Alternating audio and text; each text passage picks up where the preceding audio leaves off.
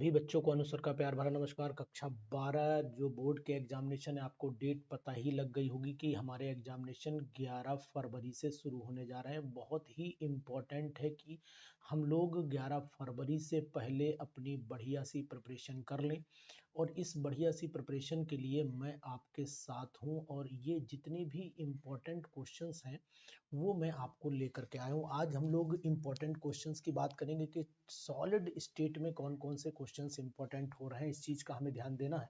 तो solid chapter जो हमारा है, इसमें कौन कौन से क्वेश्चंस इंपॉर्टेंट है, इस पर विशेष आज ध्यान देंगे। तो आज हमारा इंपॉर्टेंट क्वेश्चंस किसके हम लोग पढ़ेंगे? आज हम लोग पढ़ेंगे इंपॉर्टेंट क्वेश्चंस ऑफ सॉलिड। यहाँ पर लिख देता हूँ इम्पॉर्टेंट क्वेश्चंस ऑफ, यहाँ पर इम्पॉर्टेंट क्वेश्चंस चलेंगे और इम्पॉर्टेंट क्वेश्चंस हमारे चलेंगे सॉलिड के। इनके आंसर भी दूंगा पहले, लेकिन सबसे पहले आज मैं आपको बताऊंगा कि कौन कौन से क्वेश्चंस पढ़ लेना कि जो आ जाएंगे। अगर आप जानते हैं, हमें हमारे बारे में जानते हैं, तो फिर मैं आपको बताना चाहूँगा कि जितने क्वेश्चंस आपको बताऊंगा उनमें से बहुत सारे क्वेश्चन आपको अवेलेबल हो जाएंगे एग्जामिनेशन में, इम्पॉर्टेंट हैं, मिल जाएंगे। उनका कोई ना कोई हिस्सा, कोई ना कोई पार्ट आपको जरूर मिलेगा। तो कॉपी पेन लेकर के बैठिएगा। क्वेश्चन नंबर 1 आपकी स्क्रीन पर अब मैं लिखने जा रहा हूँ। क्वेश्चन नंबर 1 क्या कहता है वो भी मैं आपको बता दे रहा हूँ। मैंने कुछ क्वेश्चंस नोट किए हुए हैं, इन क्वेश्चंस को आपके सामने रखूंगा। एक तो सबसे पहला है कि क्रिस्टलाइन और जो एमॉर्फस सॉलिड में क्रिस्टलीय और अक्रिस्टलीय ठोस में क्या अंतर होता है। तो यहाँ पर लिख देता हूँ डिफ, यानी क्रिस्टलीय ठोस में थोड़ा सा कुछ चीजें जो है इंग्लिश में लिखूंगा, कुछ चीजें हिंदी में। आप मेरे बारे में जानते हैं। क्रिस्टलाइन एंड एमॉर्फस सॉलिड में क्या डिफरेंस है, एंड एमॉर्फस सॉलिड में क्या डिफरेंस है। तो यहाँ पर मैं एमॉर्फस लिख देता हूँ। एमॉर्फस सॉलिड में क्या डिफरेंस है, सॉलिड में क्या अंतर है, क्या अंतर है। तो ये क्वेश्चन आप जरूर याद कर लीजिएगा ध्यान से। अगर आपके पास में कोई भी बुकलेट हो, कोई भी गाइड हो, उससे याद करिएगा, इंपॉर्टेंट है। ये क्वेश्चन एग्जाम में आ सकता है। क्वेश्चन नंबर हम लोग 2 की बात करें, बहुत ही सिलेक्टेड क्वेश्चन चैप्टर के बताऊंगा। एक एक चैप्टर में आपको कुछ ऐसे क्वेश्चंस बताऊंगा जिनके वाकई में आने के चांस बहुत ज़्यादा हैं। वो क्वेश्चन आप जरूर याद कर लीजिएगा, इंपॉर्टेंट क्वेश्चंस होंगे जिससे कि हम लोग बात करने जा रहे हैं। तो ये क्वेश्चन ऐसा भी हो सकता है कि आपको मिल जाए, इसलिए ध्यान दीजिएगा इन पर। आपको ये नहीं कि यूं ही लाइट में ले लिए कि सर ने बता दिया, यार आएगा नहीं आएगा पता नहीं, भगवान जाने। तो न पढ़िएगा, ध्यान से पढ़िएगा।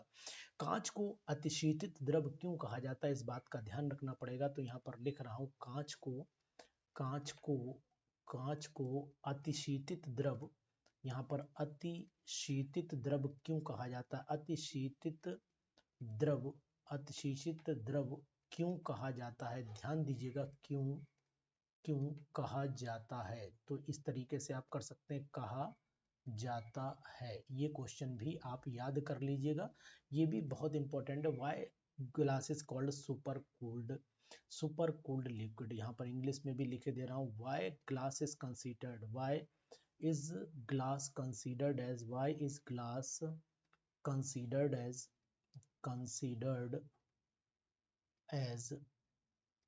super cooled liquid। यहाँ पर सुपर कूल्ड लिक्विड क्यों कंसीडर किया जाता है, इस बात का आपको जवाब देना है। क्वेश्चन पेपर दोनों में होता है, चाहे वो इंग्लिश में हो चाहे हिंदी हो, दोनों मैटर पेपर में रहते हैं। इसलिए ध्यान दीजिएगा, पेपर को बहुत प्यार से आसानी से करना है, अच्छे ढंग से करना है। क्वेश्चन नंबर 3 पर चले आइए, बहुत ही इंपॉर्टेंट क्वेश्चन हो रहा है। ये क्वेश्चन आ सकता है इसमें से कौन सा, इसमें से जो मैं ऑप्शन दे रहा हूँ, यानी कि स्टाइकोमेट्रिक यानी डिफेक्ट कौन दिखाता है, इस चीज का आपको ध्यान देना पड़ेगा। तो ये क्वेश्चन नोट कर लीजिए कि निम्नलिखित में से कौन सा स्टाइकोमेट्रिक डिफेक्ट दिखाता है। तो यहाँ लिख देता हूँ निम्नलिखित में से, यहाँ लिखता हूँ निम्नलिखित में से, निम्नलिखित में से कौन कौन कौन स्टाइकोमेट्रिक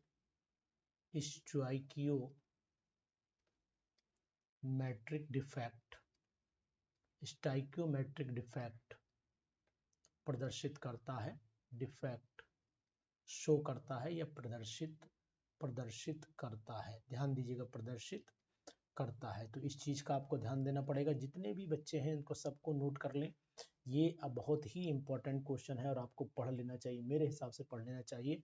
और ऐसे क्वेश्चन छोड़ना नहीं है आपको, बिल्कुल पढ़ के जाइए और मिलना लगभग तय है। बहुत इंपॉर्टेंट क्वेश्चन है, ध्यान दीजिएगा। इसके बाद आपको एक क्वेश्चन ध्यान रखना है कि अगर मान लीजिए एक क्वेश्चन है कि जिंक ऑक्साइड गर्म करने पर पीला क्यों पड़ जाता है, तो यहाँ पर मैं लिख देता हूँ जिंक ऑक्साइड गर्म करने पर पीला पीला क्यों पड़ जाता है, पीला क्यों हो जाता है, पीला क्यों हो जाता है। तो ये क्वेश्चन भी आ सकता है, इंपॉर्टेंट है। इसको अभिक्रिया के साथ समझाना है, ध्यान दीजिएगा। इसको अभिक्रिया के साथ ही समझाना है, बिना अभिक्रिया के समझाए आपको नंबर बढ़िया नहीं मिल पाएंगे। इसके बाद चले आते हैं हम लोग नेक्स्ट क्वेश्चन पर। क्वेश्चन नंबर 5 हमारे सामने है। याद रखिएगा कि अगर आपसे पूछा जाए कि कितने परमाणु होंगे, यानी कि एफसीसी यूनिट सेल में परमाणुओं की संख्या ज्ञात कीजिए। परमाणुओं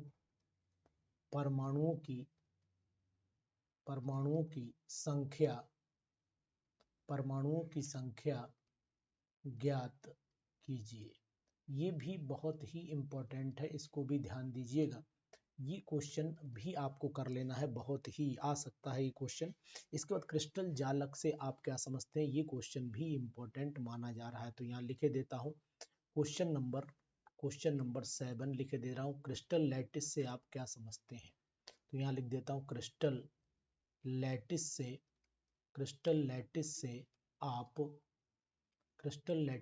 आप क्या समझते हैं, क्रिस्टल लैटिस से आप क्या समझते हैं, ये क्वेश्चन भी आ सकता है।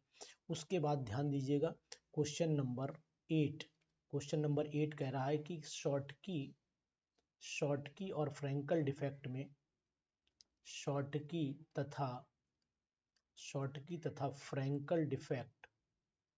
फ्रैंकल डिफेक्ट में अंतर स्पष्ट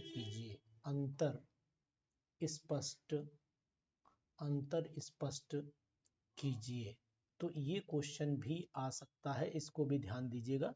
इंपॉर्टेंट क्वेश्चन में चला जा रहा है। इसके बाद क्वेश्चन नंबर 9। ऐसे मैं डेली आपको क्वेश्चंस लिखवाऊंगा, क्वेश्चन लिखिएगा, लेकिन आपको क्या करना है, इस वीडियो को मैक्सिमम दोस्तों तक जरूर पहुंचा देना, जिससे कि और का भी फायदा हो जाए। केवल अपने फायदे के बारे में नहीं सोचिएगा, औरों के फायदे के बारे में भी सोच लीजिएगा। इसके बाद एक क्वेश्चन ये भी है, ये आने की संभावना मुझे पूरी दिखाई दे रही है, इसलिए इस क्वेश्चन को जरूर कर लीजिएगा। क्वेश्चन कह रहा है कि ये जो सीसीपी जालक होता है उसकी संकुलन क्षमता आपको ज्ञात करनी है। तो यहाँ लिख देता हूँ सीसीपी जालक की संकुलन क्षमता ज्ञात कीजिए। ये क्वेश्चन नोट कर लीजिए। और इसके बाद क्वेश्चन नंबर 10। ये क्वेश्चन नंबर 10 क्या कह रहा है, छोटी सी वीडियो होगी, लेकिन अगर आज आप इस वीडियो को शेयर करेंगे तो अगला हमारा फिर कदम बहुत ही इंपॉर्टेंट हो जाएगा।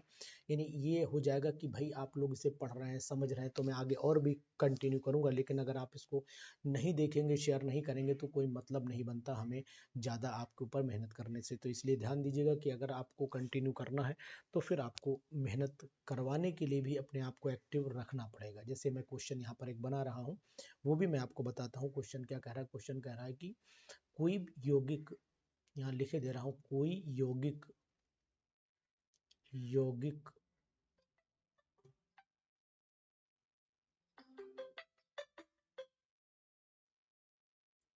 तो ये क्वेश्चन लिखने जा रहा हूँ। कोई यौगिक, क्वेश्चन नंबर 10 क्या कह रहा है, कोई यौगिक एक्स और वाई तत्वों से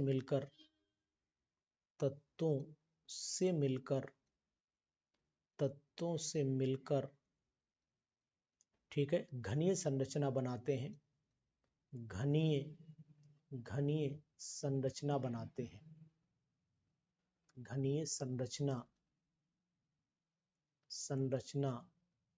बनाते हैं। ठीक है, एक बात, वो जहां विराम न लगाइए, डायरेक्ट करिए, ठीक है। वाई परमाणु घन के कोरों पर, किनारों पर मतलब कोरों पर उपस्थित रहते हैं,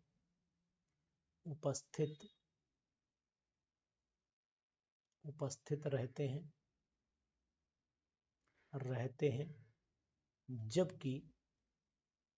जबकि एक्स परमाणु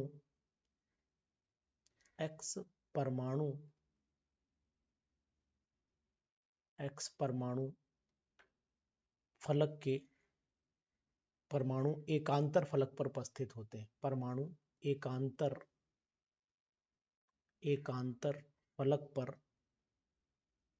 फलक पर उपस्थित होते हैं, फलक पर उपस्थित रहते हैं। ठीक है। यौगिक का सूत्र क्या होगा? यौगिक का सूत्र क्या होगा बताइएगा। इंपॉर्टेंट क्वेश्चन है। दूसरी चीज आपको बताना चाहूंगा कि अगर ये क्वेश्चन अगर आप पढ़ते हैं तो समझते हैं, इन क्वेश्चंस पर रिप्लाई करते हैं, तो ये क्वेश्चन मैंने अभी 1 2 3 4 5 6 7 8 9 10 क्वेश्चन दिए हैं और इसी के बाद मैं कंटिन्यू करूंगा। अगर आप इसको रिप्लाई करते हैं, मैक्सिमम लोग इसे शेयर कर देते हैं, तो फिर मान के चलना कि हम और क्वेश्चंस के बारे में और अच्छी डिटेल कलेक्ट करके आप तक पहुंचाएंगे। क्वेश्चन नंबर 11 देख लेता हूं। एक क्वेश्चन और भी मेरे दिमाग में चल रहा है, वो भी मैं यहाँ पर लिख देता हूँ। 58 पॉइंट, इसके आने की संभावना भी बहुत दिख रही है। 58.5 ग्राम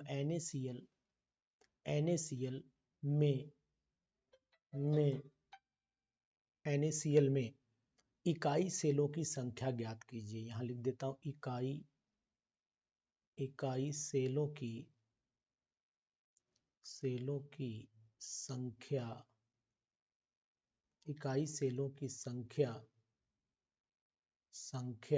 ज्ञात कीजिए।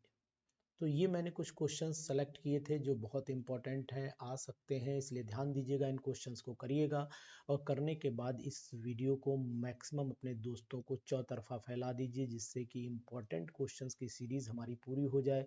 अगर आप इसे फैलाते हैं तो इसका मतलब ये हो जाता है कि हम आपको सॉलिड के क्वेश्चंस बताएंगे और भी बताऊंगा, उसके बाद सॉल्यूशन के इंपॉर्टेंट क्वेश्चंस बताऊंगा, उसके बाद इलेक्ट्रो के इंपॉर्टेंट क्वेश्चंस बताऊंगा और लास्ट में आपके इन सभी के सॉल्यूशंस भी लगातार डिस्कशन आपके साथ में करूंगा। तो आप इस वीडियो को मैक्सिमम दोस्तों तक जरूर शेयर कर दीजिएगा और इनबॉक्स में जाकर आप कमेंट जरूर करिएगा। इनबॉक्स में जाकर के कमेंट आपको जरूर करना, ध्यान दीजिएगा, कमेंट आपको जरूर कर देना है। अगर आप चाहते हैं कि लगातार आपको इम्पोर्टेंट क्वेश्चंस मिलें तो फिर आप वीडियो को जरूर मैक्सिमम दोस्तों तक शेयर करिए, मेरी आपसे रिक्वेस्ट है।